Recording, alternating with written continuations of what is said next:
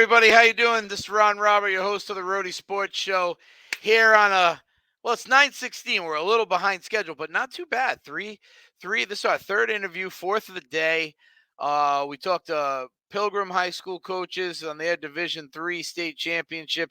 We just talked to Mount St. Charles boys lacrosse coaches for their Division II state championship, and now I get to talk to Portsmouth girls Division II state championship head coach. Going to be a blast. Before we do that, let's say thank you to some of the sponsors. Money, money, money. All right, so Flair Lacrosse, for women, by women. Check out flairlacrosse.com for your elite women's lacrosse program in Rhode Island, youth and travel. Blaze Lacrosse, same exact thing. That's the brother program to Flair. Go to blazelacrosse.com for your elite boys lacrosse program, youth and travel. Odyssey Group International. Groundbreaking concussion protocol medicine. Go to odysseygi.com. Traded on the OTC at ODYY. Joseph Lammy, attorney at law, my good buddy Joey Lammy down in Cranston, 696 Reservoir Ave, Cranston, Rhode Island. You can catch him at 728-7470. If you need a lawyer, go check out Joe Lammy, Reservoir Ave, Cranston. RI Bulldogs, elite Rhode Island boys lacrosse travel program, putting kids in the NCAAs every year. Check out ribulldogs.com for more. And then finally, RR Elite Recruits, 60,000 coaches, 3,000 schools, 38 NCAA sports. Go to rreliterecruits.com, fill out an athlete submission form, and be seen. Whew. I have to start out every show like that. It's crazy. Okay, so here we go. Bringing it in. Miss McHugh. Boom. What's up, What's Ron? up, Thank you Amelia? so much for having me. You're welcome. Oh, I've been sitting here for a little while. All right. So thanks for coming on the show, Amelia. We appreciate it. And, I know we started talking a couple weeks ago. We were trying to see if we could get down there and get some games broadcasted. Just couldn't make it happen, but we're able to get to the state championships and grab some cool highlights for your girls and watch you guys win your Division II state title. So that's pretty phenomenal. Congratulations. Thank you. Yes, it was a great day, and it was a historical moment actually because that was the first time actually Portsmouth High School women's lacrosse or girls lacrosse, I should say, won a state championship ever. First state championship ever, and you get to be at the helm, That's right. steering the ship. I saw your Instagram post. You were using some really lively words. Do love the lively words, like keep it hot, and Yeah, keep right, sure. gotta keep Firing the everybody on girls their up. toes.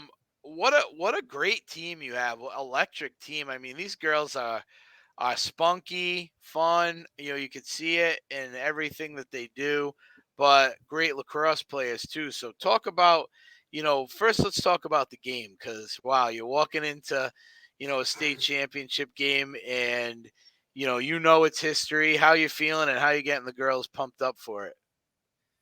Yeah, so definitely, coming off of last year, we played North Kingstown in the state championship, who was undefeated, and then who absolutely rolled on us in the regular season, and then we got to the state championship, and we only lost by 4 or 5.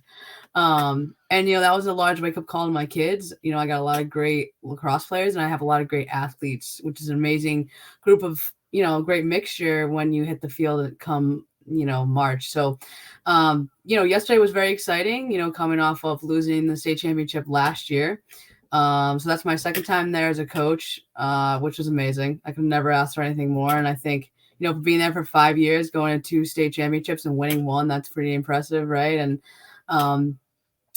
I think yesterday was very interesting because, we came off of a 12-0 season, and I was always nervous because, think about the 08 Pats. They went, undefeated, Right. and then we get to the Super Bowl, and then boom, heartbroken. So, I was kind of looking for a couple of L's during the year just so that my kids could, be humble pretty much. And, so we played LaSalle in the beginning of the season and we lost to them by 4. And then we played Lincoln in the middle of the season and we lost to them by, I believe, 7-ish, around there, like in girls' school.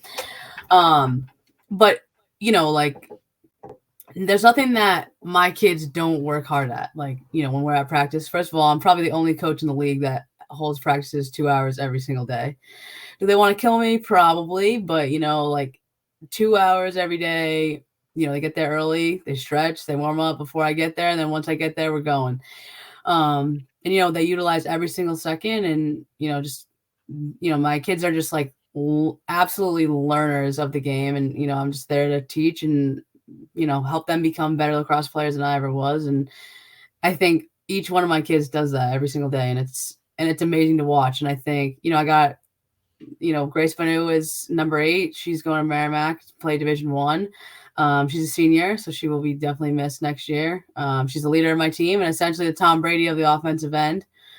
And then, I've got Ellie Skeels, number 4, and number 10, Caitlin Roach in the midfield, and number 7, Margot Banu, who is Grace's little sister, absolutely dominating the midfield this year. All 3 of them. I mean, Ellie Skeels completely took over the Cranston West semifinal game. That's why we're still here. And my goalie made a great save. That's why we made it to, yesterday, which is very exciting. And Caitlin Roach absolutely took over the game yesterday, which was incredible. And so did Margot Banu with about 8 draw controls, which is crazy for a freshman her size. Like, wow, freshman too, right? Yeah. Crazy. And she's got, and she's a little feisty thing down there. We call her Margie, even though her name is Margot. But she stepped up. Her sister actually, number 8, rolled her ankle the day before, and I was like, oh no, the world is crashing down on me, but it's gonna be all right because I got a great lineup of strong lacrosse players. So I knew regardless whether she could play or not, we'd be all right. But I also thought, it's her last game as a senior, and she's done so much for this program, and she's come so far as a leader and an individual that it was amazing to, see her out there yesterday. But also her sister stepped up in a really big way because I think she wanted to support her older sister who's made such an impact on so many. So yesterday was really special for the Banu family, that's for sure. And then, had a little conversation with Caitlin Roach day before when Grace kind of went down. I was like, hey, it's your time to shine. And, she 100% was the star of the game. I mean, she's never stepped up like that on that level. I mean, she's a leader and she's a star player. And my kids, I think I have a shrine of her in my house along with Grace, and I bow down to them all the time, and they think it's funny. And I was just let in on that joke last night, so now I'm gonna take that to the next level. But I mean, and then I have an extremely strong defense. Kylie Bergeron and Phoebe Tavares, Anna Keeney, and Libby Schultz and Lily Allen, just strong, just athletic, aggressive, and assertive defenders, just leading up to my goalie, who's actually a sophomore, who's a great tennis player, and her name is Emmy O'Connor. And she stepped up in a huge way this year. And especially last year, we didn't have a goalie. And she stepped up to the plate, and kid hasn't let me down since. And she's always there for her team, and it's a really cool thing. So got a good thing going on, that's for sure. One of the things I said earlier was that, your draw, or obviously in boys Fogo, right? Your goalie. I mean, these are 2 positions that are just kind of like off, a little different than your other positions, right? And you just have to. They're so special to how a team can be successful. If you could have the best team out there, and if your goalie's a sieve, then you're in trouble. Or if you could have a great team, and if you're not winning draws, the time of possession just is not going to be in your favor. So, Right. You have a freshman and a sophomore in those positions. Yeah, and which is pretty incredible. I mean, she stepped up in a pretty dark time. I remember last year, the goalie had quit or something, and I looked around. I was like, "Yo, somebody's got to step up because I'm too old." And and this cute little blonde girl who is adorable stepped up, and she has done a great job ever since. So yeah. Fantastic. And she gets pegged. I'm not gonna lie, she gets pegged, and sometimes we dress some attackmen up in the goalie equipment and we let them go. But she stepped up in a really big way. And we certainly would not have been there yesterday if it wasn't for her great save in the Cranston West game and the semifinal game. That's for sure. Right. So, you had to go through we could talk about that for a second. You had to go Yeah, yeah. through a really tough Cranston West team to get there. Those girls had a great season as well, right? So, almost that I'm not, obviously you still had to play the state championship, but that game was That was like one. that was the one, right? So talk to Yeah. us about that one just a little bit because one goal differential and just a super tough game for both teams and two great teams. So what was your mindset like going into that one? Yeah, I'm not gonna lie. Having coached, at a club program, I did know a bunch of kids on that team and their strengths and weaknesses, and tried to kind of face guard Aria Lee, 22. She's a great player, and didn't really work out because it just didn't really work out because I had one of my middies on her, and it was just not what we had been running into play for a long time. But we also had 2 weeks off, which I never like to make excuses, but that definitely had a hard play. They had that Yeah, one up that's on us where tough. they played Charahoe, also a great team, great program, great coach. But in the first half, I mean, they were up on us by I think 6 goals. That hadn't happened once this season, and like I said, like I would rather get beat down and have, the fear of God inside to be able to come back. Like it's not about being perfect, it's about like if you do get beat, if something does go wrong, like how hard are you getting back up? Like that's all I care about. Yeah, That's all I say. Like if you ask one of my kids, they're like, what does coach want? Well, okay, if you make a mistake, how hard are you getting back up? That's it. That's all that right. matters. The So perseverance. yeah. So that's Yep. why my redefend is like ridiculous. It's like dirty. And my Yeah. kids know you're not right all the way to the line. You're sitting on the pine and that's it. So Yeah. That's a good and one. that's a good thing. Yeah, and that makes kids, my kids don't expect to just win because that's never how it's been at Portsmouth. Like you got to work hard. And I think, in the Cranston West game, we were down by 6 at half and, I did definitely come into that game nervous, and I know my kids were a little nervous, but I also think they were a little cocky too because think about it, we were undefeated. Like, who's going to stop us, right? Right. As I did tell them, each day, any given day, anybody can beat you, and I think my dad's a huge advocate for that. He would be in my ear about that every single day, and in the kids' ears. And I just think being a high schooler is hard enough. Like thinking you're the man, that's a cool thing, right? So think you're the man and you think you're gonna just roll through everybody. That's your mindset. But I think halftime I was definitely a little loud. Didn't choose to go in the locker room this game. Probably should have. But it was definitely a little hot. But I think at the end of the halftime, it was like nobody's got your back more than me, and nobody knows more than me how capable that my team is to have beat them. And nobody works harder than my team. I'll go to war for that, like Yeah. truly. And it was a great game. Like that's what I've been waiting for all year. At the end of the game, I literally told the kids that I know on Cranston West, like, why didn't you play like that the first time? Because like my kids needed that. Right. Right. And they're a great little team, and their goalie Haley Davis is, she's Yeah. she's the She's real good. deal. Yeah. She's good, And and Aria throughout the season has been good for 5 a game, at least. yeah, We've seen her put up. absolutely. We've seen her put up 10. Absolutely. She's the best player on that team. 100%. I would go Yeah. in that with writing for real. Yeah. Try to face guard her. It is what it is. But, second half, I mean, I looked at Ellie's skills number 4 and I was like, after Grace Banu had carded out with, I think, 6 minutes left, because they were burning us on the draw, just like you said. Like you gotta have control in the draw. And then, Yeah. I looked at Ellie and I said, you gotta take over this game, and she did exactly what I said. And she might have thrown up 2 times, but we made it. And my Right. goalie made a killer save at the end. She saved Emily Avendross 8-meter shot and Another good player. couldn't believe it. It was amazing. Wow, So she saved the 8. Oh yeah, see, we want. Don't, because now I'm getting mad that I couldn't get down there. sorry, We it's a love great those game type though. of games, love them. But you made it, and you made it to the finals, and talk to me about how you prepped for your opponent in that game. Um, so what happened when we played Barbara the first time is number 17. I apologize, I don't know her name, but No, uh, she's good though. yeah, she had carded out in the first. half, I believe. And that's kind of the same thing that happened in this game. She carded out, and first half we were up by it was 5-1, and it was great, and we had great momentum, and then we started losing the draw.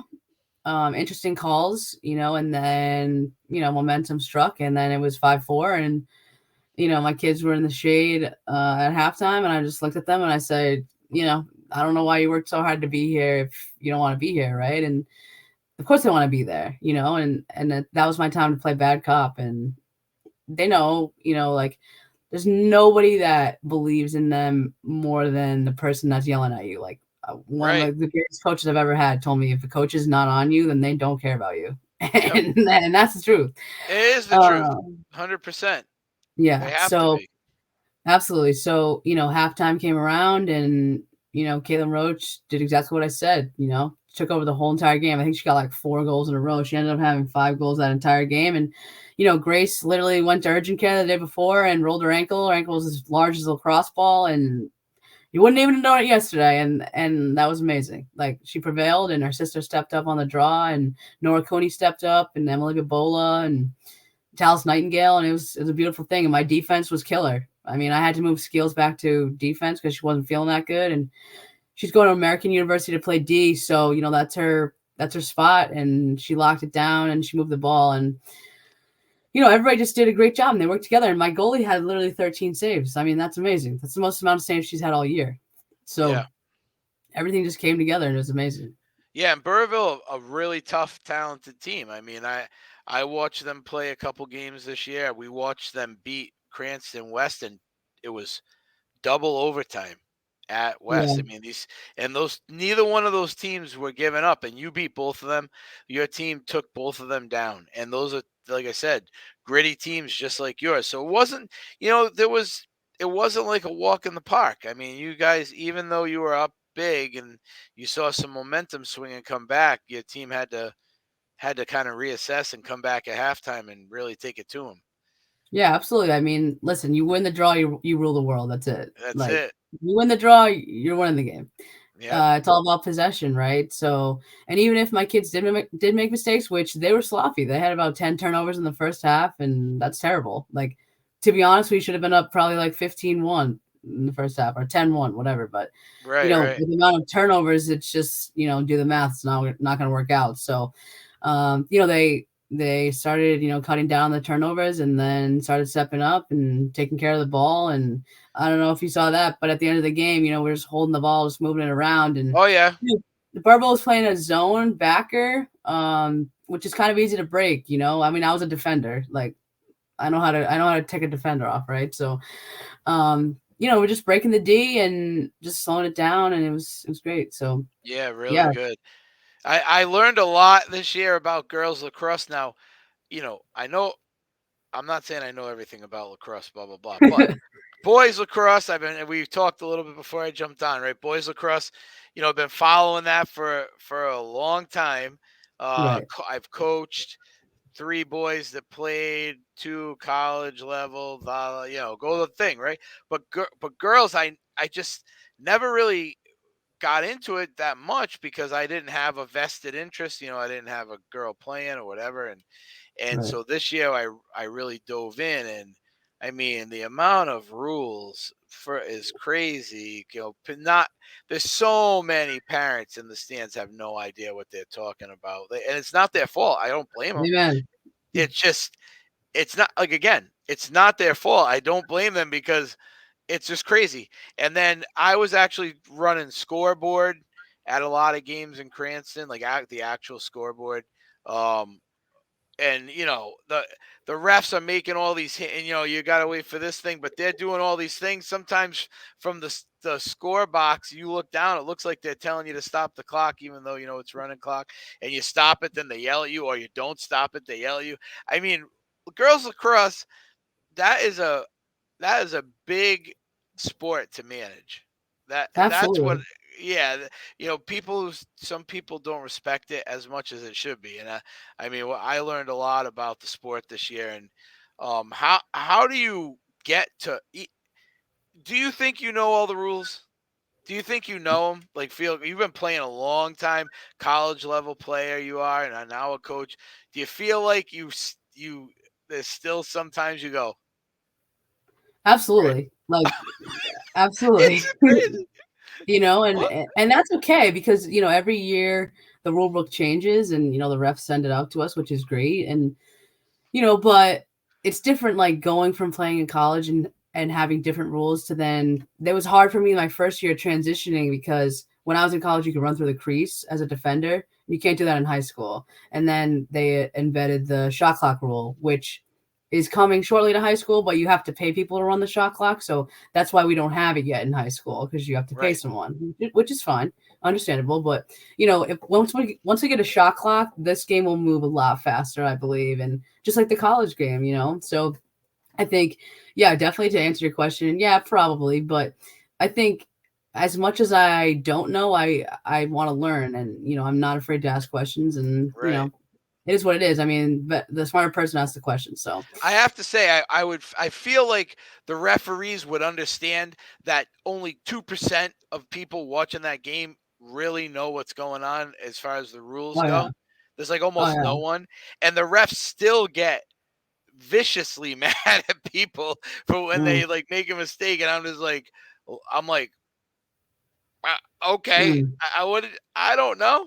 I'm learning here as I go. I Yeah. don't know anyone else who knows all the rules either. There's a lot. So let me ask you this: if they put the shot clock in, do they keep it at a 25-minute running time, or with a shot clock Um, do they stop?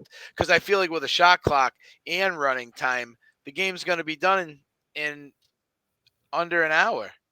right. I mean, it's a little bit different, like basing it off of college, because in college there's 4 quarters now. So I don't really know. I don't really know how they would do it because it's a different level of play. So that is definitely intriguing. I would definitely love to kind of figure it out. But back to like just not knowing everything. Like I'll be the first one to say, like I'm the first one to ask the ref a question, and I'm also the first one to bring the other coach in and ask a question at halftime or whatever. Like I do not care if I'm wondering about something or they're not, look like listening to the rule book or anything that's going on. Like I'm gonna ask a question, and if I get a yellow card for that, it is what it is. Because my job is to protect my kids, and that's it. So, Right, of course. um, yeah. So if the game's What gonna go, about I continue. how do you feel? Well, wait, do I really want to ask you that?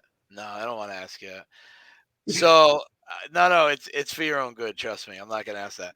But how about this? I'm going to reword it. Like we're going to There redirect you it go. in a different way. What about when you feel like the ref made a bad call and you feel like you're pretty sure you're right?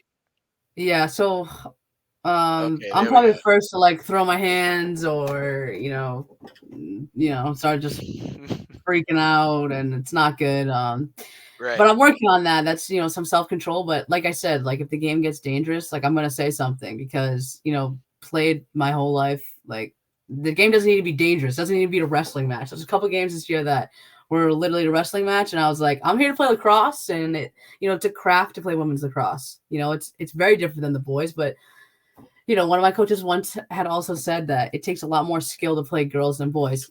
No offense to the boys, but it does. And think about it. The whistle stops every other second, so you got to Oh, stay up on the rules. And if the ref is, but also you need to be able to play to the refs. Like if a ref is calling like a high check, okay, then you need to maybe adjust how you're playing or sure. whatever's going on. You got to adjust to whatever ref there is. And we're just grateful to have refs in Rhode Island because we had a shortage for a while. So Right. we're just working through it. I mean, honestly, if you have a shortage in girls lacrosse refs, it won't shock me because I just don't Definitely. understand. I mean, oh my gosh. How about this? All right, I'm gonna ask your opinion on this one rule Go ahead. because I disagree with it, but whatever. Right? I'm not Yeah. right. Okay. So, so if you have possession Mhm. and you come into the crease or into the zone area and you shoot and score, but you got fouled Yeah. by the other team. Yeah. Why in the hell don't you get to keep your goal? It was your possession, Any other sport that I know of, Yep. you do it. So what do you think about that one? Should they get to keep it? So 100% because my dad was a basketball player. I played Yeah. basketball, but wasn't really too good at the shooting. Like, just threw me Right. in on D. So like, never really understood like shooting because I couldn't hit any Uh-huh. points. But like, it should be an and one as it is in basketball. Like, okay, so you make the Right. shot, Okay. I the agree flag with goes that. up. Yeah, flag goes up. Okay, that's great. But if I took the shot and I made it, you're taking away from the momentum. So 100%, it should be an and one. Lacrosse is Or just like just a basketball. goal. Exactly. Because But in boys it's a free play. right. Right? But They get even more. penalized and they keep possession. They get to keep working it. And if they score, the flag goes away unless it was like I think for penalty minutes or something. But Right. then they would have stopped the play anyway. And Right. then and they get the free play. So that's what the girls should get. 100%. It should be just like basketball though. Like, I think and one. And I think Or that'd an be and one. cool. Okay. And one. I like that. But it's crazy. They Yeah. want to know why they need running clock. I Because know. the girls are coming in, they get. I mean, because it's almost impossible if or from what I've seen, you could tell me if I'm right or wrong, but from what I've seen, the girl comes inside, and if she tries to go ISO, she's getting fouled. It's almost like you go ISO to get the foul and get the shot from the 8 meter. Most likely, or it could be like, I don't know, maybe if you beat like one on one a defender, like it could end up being somebody else is in shooting space, and then shooting space just means like either you're putting someone in danger or that person that's trying to slide to you is putting themselves in danger. I don't know if you saw yesterday, but number 17, her second yellow card, I believe, was a dangerous shot because she kept shooting from the 20, which was interesting because I've only think I've seen Charlotte North take a shot from the 20, but beside the point, that could be considered a dangerous shot because if a defender is coming across the middle of the crease where the goalie is, that defender could potentially get nailed. It could have serious brain damage, So Right, right, right, it's got to be safe, right. So should girls lacrosse players wear helmets? No, I don't think so. No, those things are See, I dumb. didn't No. ask you the referee question though. So Yeah, you I know, appreciate that. I appreciate I that. was Yeah, really gonna seriously. go like because I have a feeling I know what you were gonna say, so I just stayed away from it. But Yeah, so I you don't appreciate no, you that. don't think they should wear helmets. You think it should just stay the way it is. Well, I mean, if they wear helmets, that's fine, but then I would want it to be like, like let's play, like let's get Full aggressive, gear. let's check everywhere. Yeah, let's do it. Like if All we're right, gonna do so it, it's let's do it either with the one or the boys. other. Not don't go halfway. Absolutely. Okay. Okay. Interesting. No, Yeah, because I have different feelings every time I see a game. Sometimes yeah, I see a game and I love the way it flows, and I know that there's a lot of like you the word artistry that you used is actually pretty dead on. But then I see some games and I'm like, dress these girls up, I dress know. them up Let them because go. let them Let the go. dogs They out. they're ready. They can do Right. it. I said, let's No, go, absolutely. do this. But like I said, for me, not knowing the whole game, I feel like that I'm not anyone who's like qualified to be like making those choices or even saying anything like that. It's just when I see two girls collide and it wasn't intentional, and then Right. someone gets like a penalty, and I'm just like, but you have to because the girls have no pads or anything on. They're defenseless basically, so you Right. kind of have to be that way. But all right, I don't know. I got you here, Cece. I have you in this captive audience right now, so I can ask these questions Yeah. because I've just been dying to ask somebody these Absolutely. things all season long. So uh, you did a nice job, kind of like throwing all the names out for your girls, make sure they all got a little like recognition, that which is fantastic. But you know, if you had to go like and say, hey, this person I think was like the one person this year that like really like put the team on their back. Is there someone that you can kind of say? I mean, everyone has that. Everyone has someone like that. Yeah, I think for me, I really have three. Like Good. All right. truly Great. three, So, my one is Grace Banu, number 8. Just when she came in as a freshman, like she was giving me so much attitude, and the seniors at that time were like, "Coach, what's going on with this kid?" And I was like, "Just wait on it. This kid's good. Like, just wait, just wait." Um, and over the years, she's just progressed like a true leader. Like, I'm so proud of her. She's an amazing person, and she's a great athlete. She's going to be a nurse at Merrimack and play D1 there, lacrosse. Wow. So yeah, she's an amazing kid, and she's a low attacker, and she works hard, and whether you need her on the draw or you need her to play some D, she steps up to the plate, and she's made a lasting impact on a lot of people, and she's a great role model for a lot of people. So definitely gonna miss her, but she's definitely my one. And then I'd have to say Ellie Skeels and Caitlin Roach are right behind her for sure. um you know they run the mid, and they barely get subbed. I really run about 4 middies, which is like crazy because my ideal middies would be like running 2 lines if I could, but I just got to move people around, which is cool. But Ellie and Caitlin are juniors, and they're just leaders to their own beat, which is really cool. And they don't say much, or maybe sometimes they say too much, but they're great lacrosse players. And I think, Ellie's going to American, which is an amazing thing. She's actually a defender, so she actually played D at American.